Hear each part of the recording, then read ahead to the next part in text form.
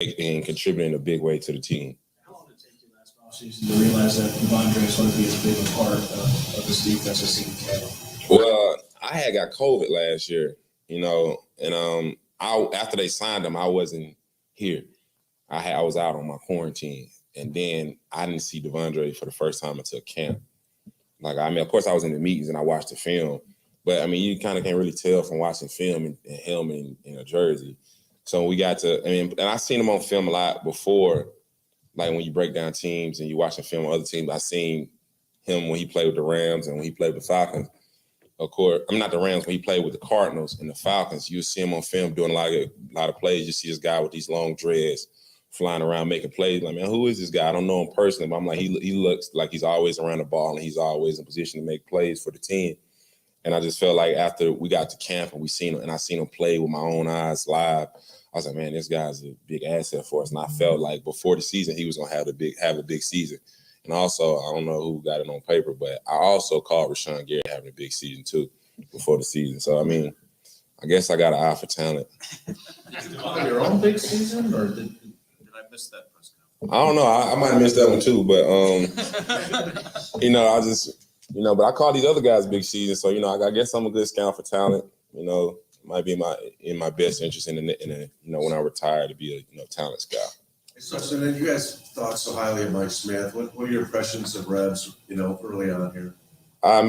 Just my time being here with him and just being in these meetings and talking to him personally. I just felt like he's such a great guy. He's getting the information to us and he's making sure the young guys are on the right page, and he's making sure everybody is knowledgeable of the new terminologies, and they knowledgeable of what they would see on the field and knowledgeable of the plays. Well, we haven't even talked about any plays yet.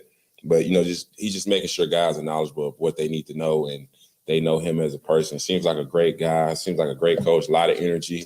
I like him so far, man. He's been great to me. He's been great on communication, talking to me and making sure that we all on the same page as a unit.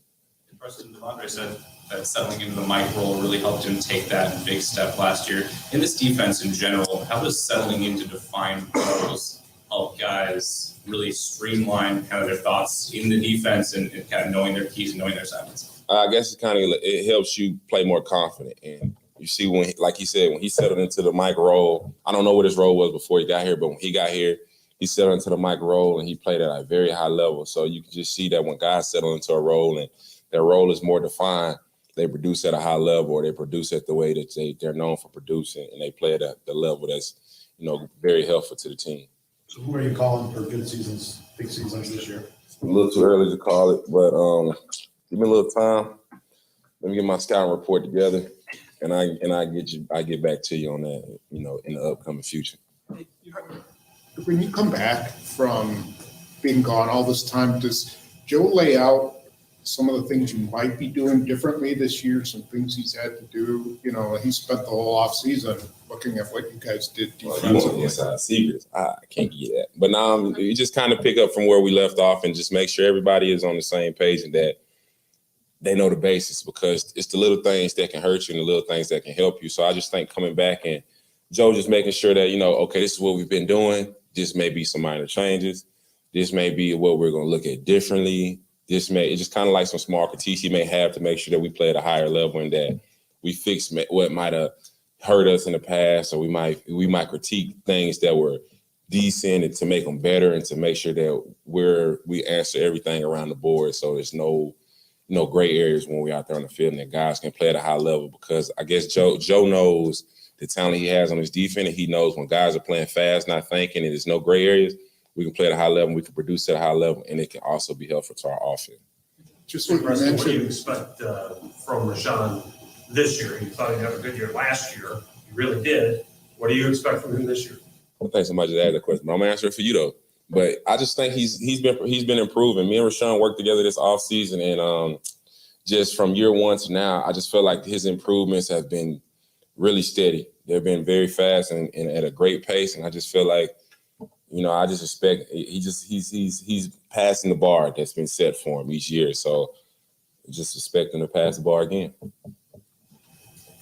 Hey, Preston, I understand that statistics do not tell the entire story. And if you want to make a bold prediction for yourself, you can. But there's this weird thing about your stat lines. The up and down, up The and down. even years, not Yeah, not the odd years. Is that gonna change this year? And do you have any explanation for why that's happened? I do, but I'm not gonna tell you. But I just think this year we're definitely gonna break that. We're gonna break that curse. We're gonna break that curse, and we're gonna make sure that we don't go back down. We'll make sure we keep going up. So you won't address it specifically, but are there a couple of factors that you can at least point us in direction? It's a lot of factors, and I like how you beat around the bush, but I'm not gonna tell you. But it's a lot of factors. But I just feel like this year is the year that I break that curse, and I don't have that roller coaster stats no more. Why do you feel that way? I just feel good about myself, man. I believe in God. I prayed about it, and I just know like this is the year. I got my guy Joe B back for a consecutive year, and I just feel like this is the year that I break. Somebody brought it. I think TJ Slayton brought it to my attention last year. I don't know where he's seeing that. I told him, got to tell these kids stop watching so much TV. But so I just feel like this year is just gonna be the year I break it, man. I was aware of it. It was brought to my attention. This is the second time it was brought to my attention, and I just feel like this is the year. I'm just feeling real confident that that's all the talent scout I give y'all this year. Can I bring one other thing to your attention? You posted a photo after you signed your extension with your family. I asked Devondre this as well. Like, there's a bunch of us in here who are dads, and we do all these things for our kids. But what does it mean to get? You've had other big contracts, I get it. But what did it mean to do that and put your family in that position one more time? It means a lot, like coming from where I'm coming from. I'm not gonna say like I just grew up in poverty. My mom was broke or nothing, but that'd be kind of making. My mom did what she could to take care of us, and just to be able to put my family in position means a lot because growing up as a kid, you only know what people tell you. So you don't know if you broke or you don't know if you just don't have like that. If your parents can't make ends meet. My mom wasn't telling us about her bill problems as a kid. Like, oh, I need this much money or this. She never told us about any struggles. So I didn't feel like we were struggling. But when you get older and you start to want more as a kid, you might want what you see, and you might want more toys. You might want a car, or, want whatever. And it's kind of like, then you start to find out that you just don't have it like that. Or it's not like, it's other important things that need to be taken care of. So, you got to get your needs taken care of, not your wants. And then you just want to so you kind of set goals as a kid. Well, I set goals and I was like, man, when I get older and when I make it, this is what I want to do. And I just want to make sure I put my family in position, and I want to make sure that my kid and my daughter and my child that's on the way, that make sure that when they want something, they can get it as long as I got it. And I know I got it now, well over got it now, but I know I can give them whatever they need or whatever they want. And I give my mom whatever she wants to. As long as she don't see his interview, she don't need to want nothing else. You usually watch the draft as it's happening, or are you off? I think I watched like the first round. I don't watch the draft. I just turn it on, to be honest with you, and I just kind of like might walk back to the TV, like, oh, okay, that's who got drafted. That's who they drafted. And then like really after the team I'm on, which is the Packers, after we draft, and since we got 2 picks, y'all watch and see what they do. And then like right after the last pick, I just turn off the TV. I'm like, okay, that's what we got. So if they draft a defensive guy, do you try to find out anything about him, or you're just like, okay, I'll find out? I only know whatever they show on TV, whatever highlights they show until I meet them in person. I only know like, oh, okay, well, kid looks pretty good. I mean, obviously they felt pretty, good about drafting whoever. I mean, I just like, oh, okay, well, I guess I'll meet him when he get in the building. So with you having this kind of scouting acumen, then how long would it take somebody being in the building for you kind of get a read on, okay, here's what this guy's going to be for our team? I mean, it's kind of like a phase, like for rookies. First, they come in nervous because, now it's like, okay, I'm on a new team in a new place. I got to get a feel for everybody. Everybody got to get a feel for me. They got to make sure they have the right impression. Then that's like week 1.5. Then week 2, they nervous on the field because they trying to make sure they know the plays and that they don't piss off any older guys. So, then after the older guys talk to them and calm them down, then they start to see what they like to do. And then like when the rookies hang around each other, that's who start off with their friends first, the rookies, because they're always together. in all the meetings and the rookie, staying late and all this. So they're always together. So you start to see how they interact with the other rookies, and if they're goofy or they're quiet or if their jokes are corny or funny, you kind of find that out pretty, it's like in a month process. So there you go. That is Preston Smith talking to the media and kind of giving you a little bit of insight and thought as to what he's got going on. Some good stuff there. Stay tuned. We got a few more segments of the Bill Michaels Show. It's all coming up right after this. Stay tuned.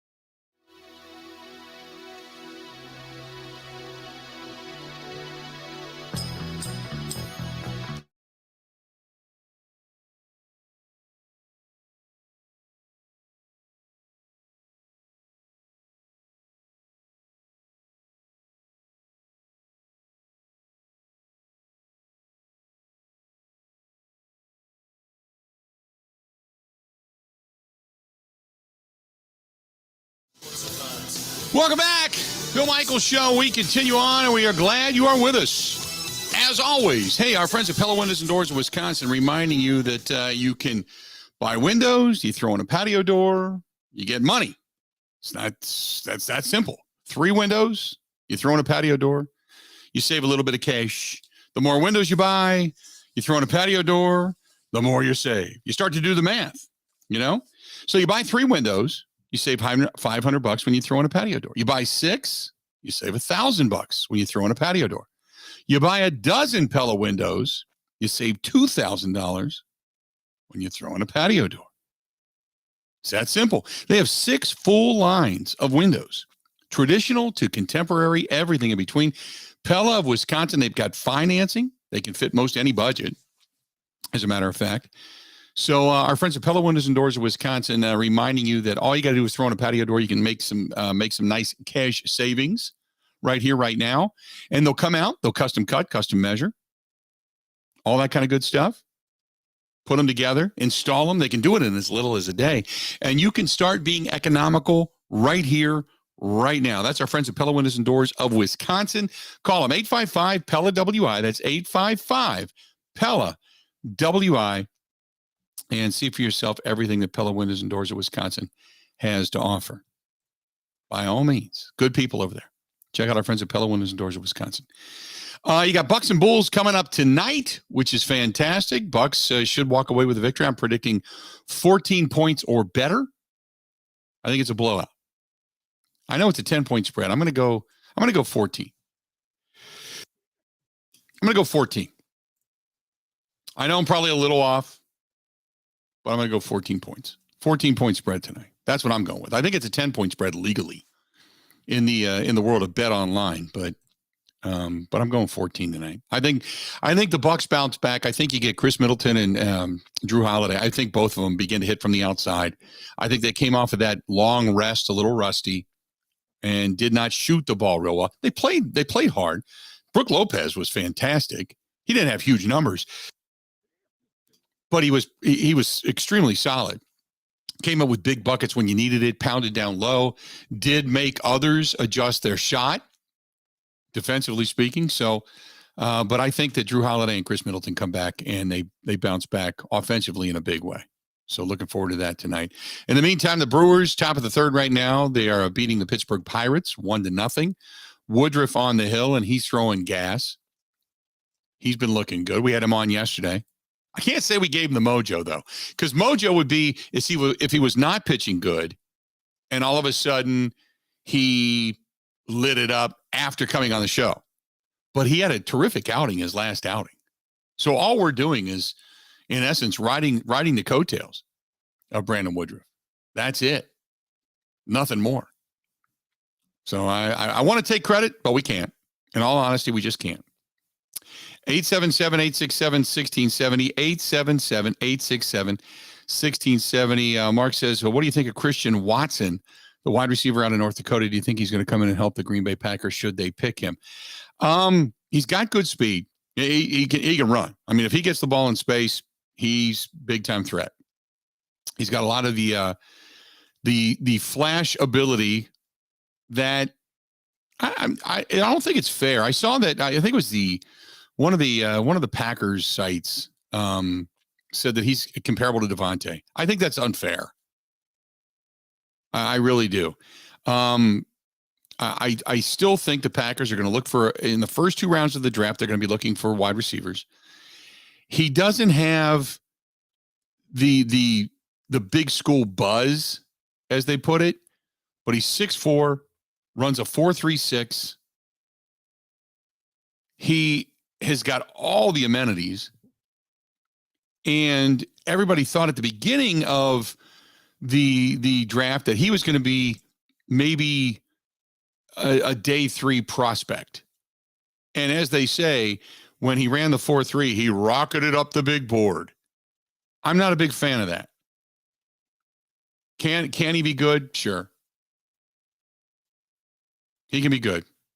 No doubt about it. But I'm not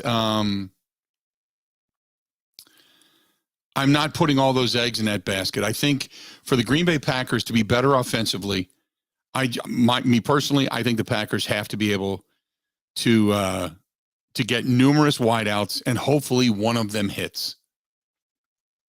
I don't care that they haven't taken a wide receiver, running back, and all that stuff since they took Javon Walker. That doesn't matter to me. Sometimes it's need, sometimes it's what's best on your board. I get it. But if you've got somebody, if Brian Gutekunst has got somebody he's really truly got his eye on, and he thinks he can jump up a couple spots to get him, get him.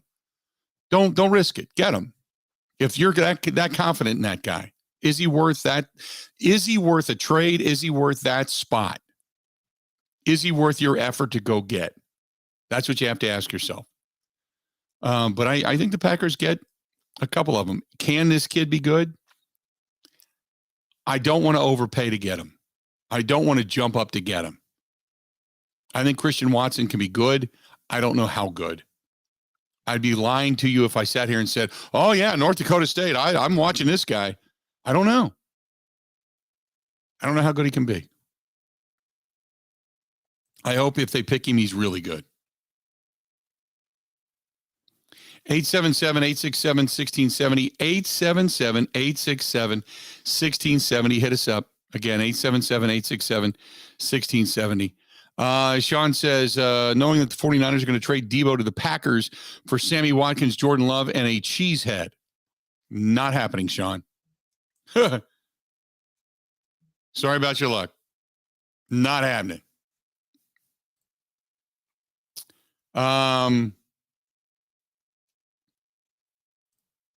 This is from Mark. Mark says, what do you think of Debo Samuel and the possibility of him coming in for a trade partner?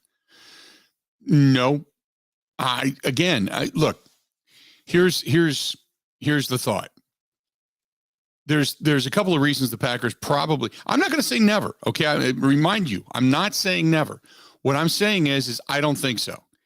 The Green Bay Packers, all right. The Green Bay Packers are not going to trade for Debo Samuel because, one, he wants a long-term deal, $20 million plus a year. I don't think they have that kind of money right now. Secondly, I can't imagine San Francisco trading him in conference to a competitor. Why would you do that? You're basically handing Green Bay the conference if they get a guy with Debo Samuel's quality. And thirdly, what's it going to cost you in draft picks to get him? And I don't think the Packers want to do that because, if it's true that they are going to go ahead and let this thing with Jair ride out, which I think is crazy. But after looking at some of the numbers being thrown around by some of the signings like Ward, who just signed over in Cleveland for a ridiculous amount of money, $75 million plus, I don't think they're going to be able to afford Jair either, which means they're going to have to bolster their secondary as well. So if you can't re-sign Jair, get that $13.2 million cap hit down, then we'll say restructure Dean Lowry to be able to afford a guy like Debo Samuel. You're not getting him anyway. You're not going to get him anyway.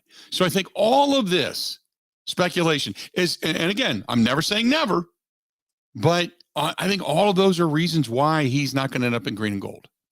Now, the positive would be, yes, Matt LaFleur, he's going to put him in the same system. But Debo Samuel, by the way, doesn't want to be this guy that's going to get beat up by running the football. Now, then again, if you're a wide receiver and you're catching the ball 18 times a game, you're going to get hit just as much, right? Maybe it's a different style of hit because you're not running head on into somebody. You've got somebody trying to drag you down from behind. It's different. I get it. But if he's going to be the Swiss Army knife of the offense, he's going to want to be paid like it. And I don't think the Packers, again, can afford him. But would you put him in this offense? Yes. Would he give you an incredibly dynamic weapon? Yes. Coming into Matt LaFleur's system, which is very similar to the Shanahan system. Can he get it? Yes. He's already ahead of the game. Getting him in, putting him with a quarterback like Aaron Rodgers instead of Jimmy Garoppolo. Will he be better? Yes. All of those are the reasons that you can fantasize about it and say, if indeed they would get him, this would make the Green Bay Packers the team to beat in the NFC. Hands down. But I just don't think they're going to get him.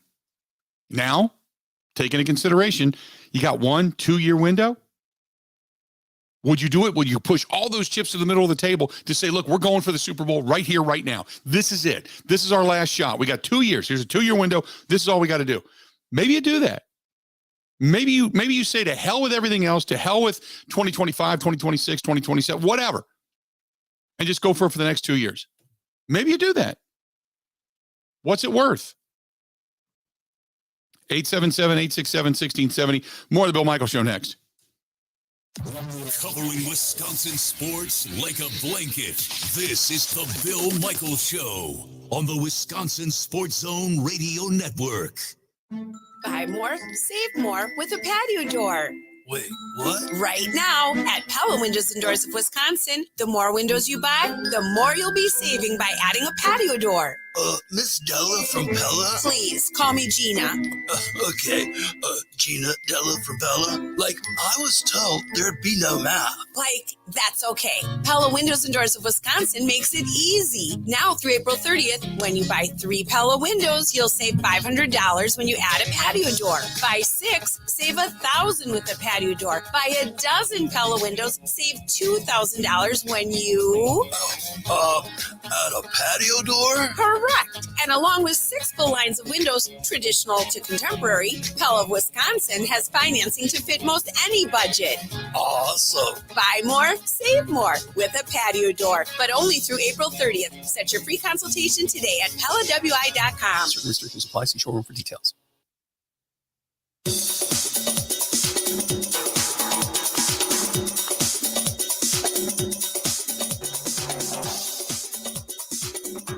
Bill Michaels will resume in 5 minutes.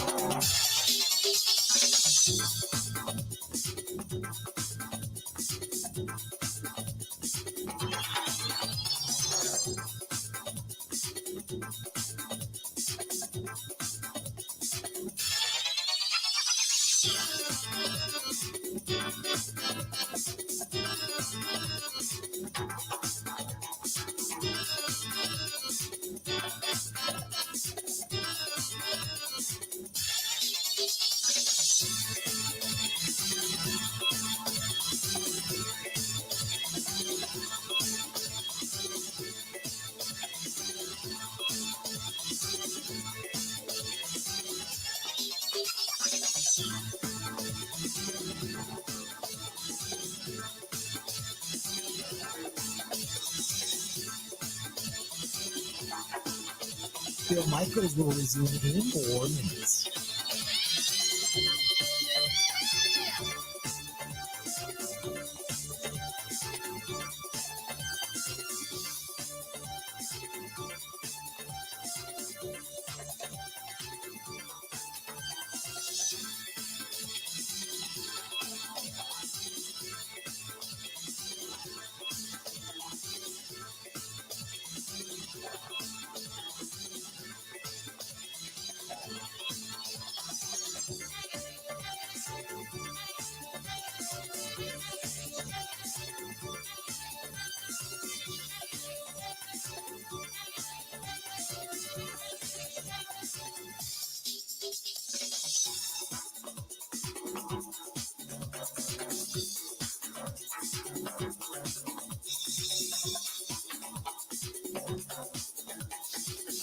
Bill Michaels will resume in 3 minutes.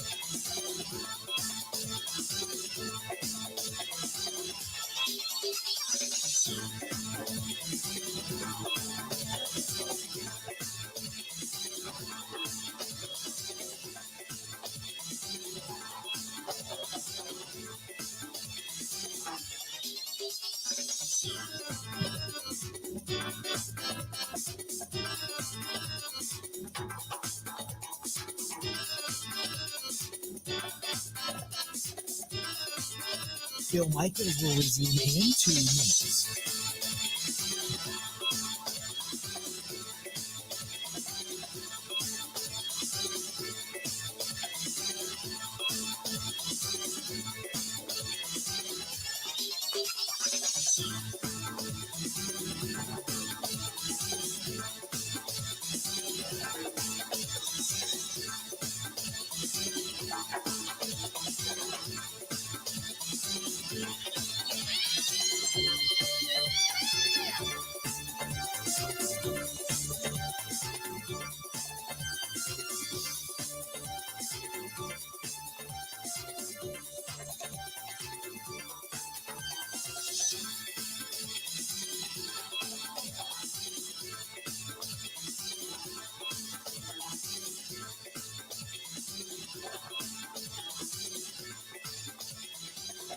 Bill Michaels will resume in 1 minute.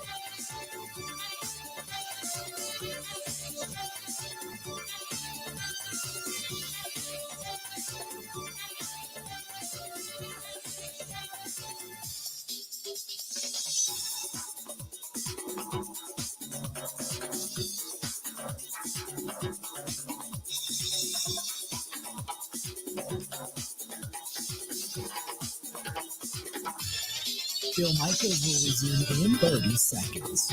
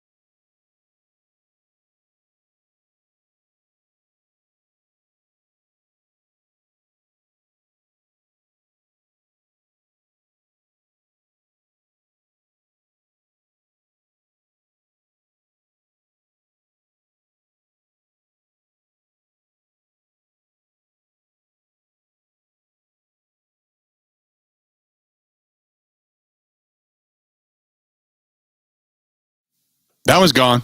That was gone. Corbin Burns calling the shot. Listen to this again. Corbin Burns, he's doing the interview like in the inning, and Rowdy Tellez at the plate. And the minute the bat cracks, Corbin Burns, from being a guy that stood on that mound and watched more than a few baseballs leave American Family Field, he calls the shot. Here it is. To the last pitch of the game, every pitch of the outing. That ball's gone. That ball's gone. That ball's gone. That ball's gone. Simple. That ball's gone. Rowdy Tellez, he's 1 for 1, has a home run. So you start to look at the numbers, and you think Anthony Rizzo would look good in a Brewers uniform, right? Hitting 200, 3 home runs, 8 RBIs. Hitting 200, though.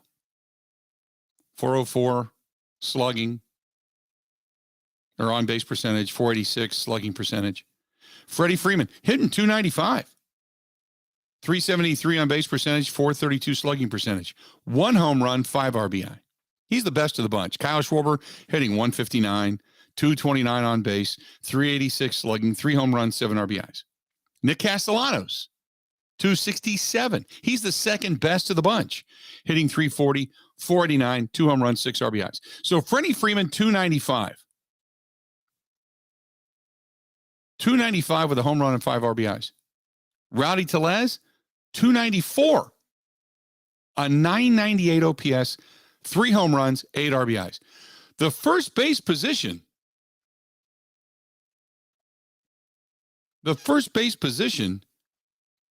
is not an issue. He's almost 200 points OPS-wise better than everybody else at first base. Rowdy Tellez. So, look, proving me wrong. And Rowdy Tellez, for all the money that's being spent on Nick Castellanos, Kyle Schwarber, Freddie Freeman, and Anthony Rizzo, $373 million worth of talent right there. Rowdy Tellez, $1.94 million.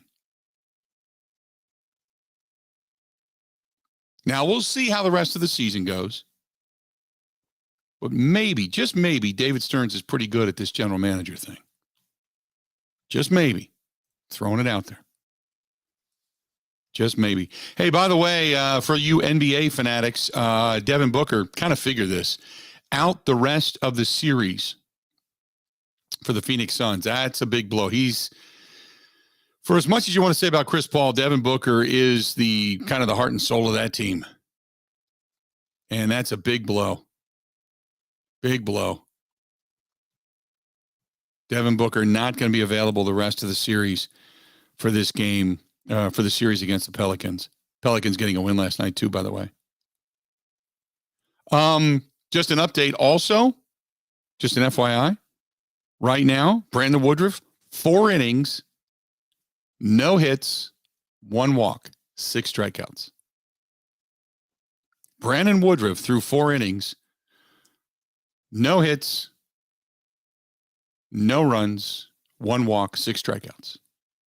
So, Bill, how early is too early to complain about Counsell pulling him after 6? Depends on what he's got going on. Your 3rd game into the season. If, if he's on a 95 pitch count or 100 pitch count, where are you? Are you in the 9th inning because he's mowing people down? Or are you in the 6th inning because he's striking a lot out?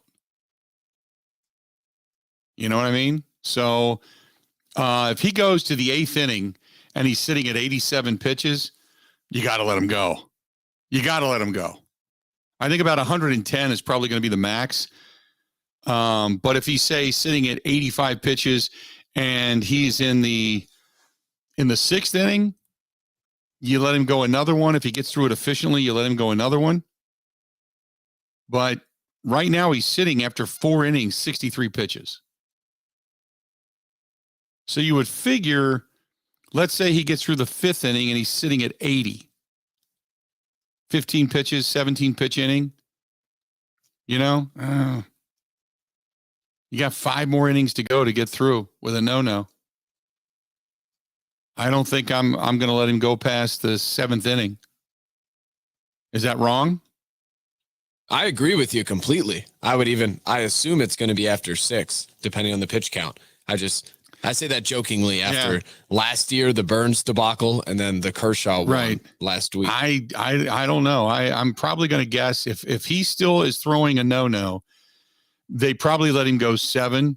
But beyond that, sitting at 63 pitches right now, I can't imagine it. The problem is, and it's a good problem, he's striking batters out. He's only got 1 walk, but he's striking guys out. The problem is strikes eat up pitches. If you could get a couple of batters out within 3 pitches, you get one for a pop-up, another one, you throw a ball and then a ground ball, suddenly you got 2 outs and 3 pitches. That's one of those innings you're hoping for. But the fact that he's throwing so many swings and misses right now, I don't know, man. This is Brandon Woodruff talking about it yesterday on the program. Take a listen. It takes a little bit. This year has been, the last few years has been different as a whole, and I mean, if you really look at it, the first couple outings of the season are still technically supposed to be spring training outings if you account for a full spring training. So, I mean, guys are still trying to get into a groove and get going, and it's such a long year. And but yeah, I mean, it takes a little bit to get settled in, but once you do, it's everybody's good to go. So there you go. Everybody's good to go. Good to go. 877-867-1670, 877-867-1670. I don't want to see them blow out his arm, but right now he's got a no-hitter through 4 innings. Did I just say that? Did I just jinx it? Is that what happened? Am I going to get blamed for this now? Well, you could spin it and say, because you jinxed it and it won't be a no-hitter, then his arm won't get blown out. Right. He won't have to throw 130 I'm pitches. doing nothing but helping the Brewers. The Brewers saving grace. That's what it is. There you go. Speaking of saving grace, check out our friends at the Water Doctors. The Water Doctors, H2, the letter O, doctors.com. I had a friend of mine call me yesterday. He said, Bill, what's that water softening system? He needs one for his condo. I said, it's the Kinetico system, hands down, by far the best. Wanted to actually see how good it is. Drove to my house, and I said, try the water. If you drink water, try the water out of the reverse osmosis. He's like, you don't taste anything. I said, exactly. It's nothing but refreshing and wet. That's all it's supposed to be. No taste, no plastic, no metal, no nothing. Here you go. He's like, okay, done deal. And he called John Atlee over at the Water Doctors, said, give me one. How are we looking? There you go. It's that simple. The Water Doctors, H2, the letter O, doctors.com. That is H2, the letter O, doctors.com. Or call my buddy John Atlee over at the Water Doctors, 262-549-7733. 262-549-7733. Again, 262-549-7733. Final segment of the Bill Michaels Show. It's all coming up next.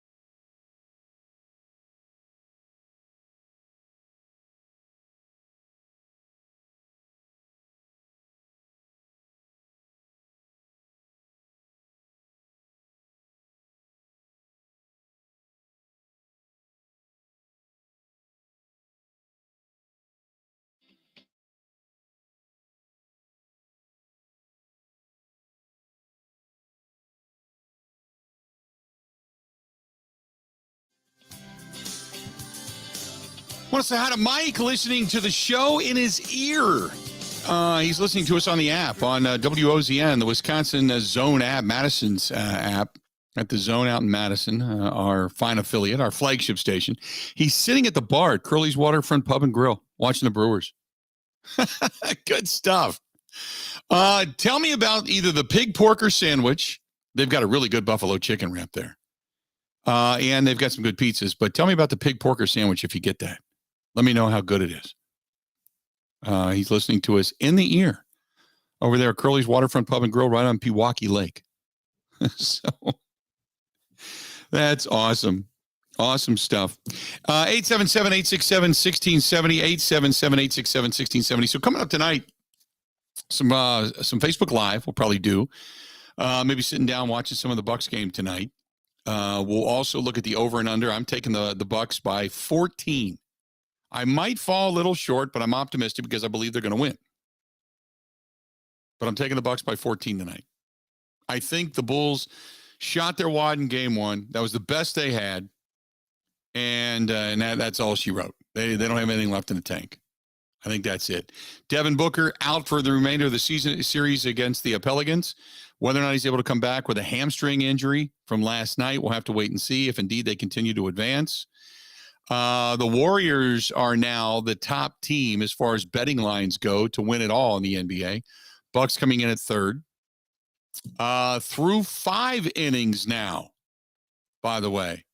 Through 5 innings now. Brandon Woodruff, through 5 innings, has a no-no going.